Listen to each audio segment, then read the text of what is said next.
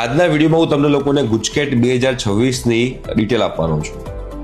અને જો તમારે બેટા ગુજકેટની પ્રિપેરેશન કરવી હોય, નીટ, જેડબલઈ બોર્ડ, આ બધાની ફ્રી ઓફ કોસ્ટ પ્રિપેરેશન કરવી હોય તો સ્ક્રીન ઉપર એક નંબર આવે છે, એ નંબર પર તમારે વોટ્સએપ મેસેજ કરવાનો છે. તમે એની પર વોટ્સએપ મેસેજ કરશો એટલે અમારી ટીમ જે છે તમને લોકોને વોટ્સએપ ગ્રુપમાં એડ કરશે. બેટા ગુજકેટ 2026માં જે સિલેબસ છે એ 12th સ્ટાન્ડર્ડનો રહેશે. 11th અને 12th નથી હોતો, ઓનલી 12th સ્ટાન્ડર્ડનો સિલેબસ ગુજકેટમાં હોય છે.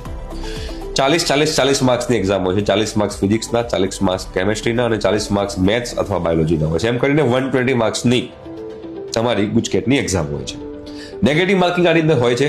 0.25 માર્ક્સ નેગેટિવ હોય છે. મતલબ કે તમારો કોઈ એક ક્વેશ્ચન ખોટો પડે તો તમારો નેગેટિવ માર્ક થાય -0.25. એનો મતલબ કે તમે લોકો જો 4 ક્વેશ્ચનના સાચા આન્સર આપો તો એના 4 માર્ક્સ થાય અને 5મો ક્વેશ્ચન ખોટો લખો તો 4માંથી 0.25 બાદ થાય એટલે કે 3.75 તમારા માર્ક્સ બને. નેગેટિવ માર્કિંગ આની અંદર હોય છે. બરોબર.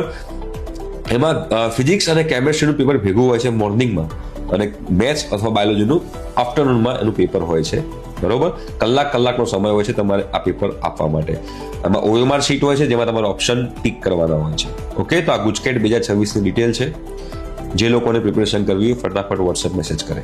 ઠીક છે, થેન્ક યુ.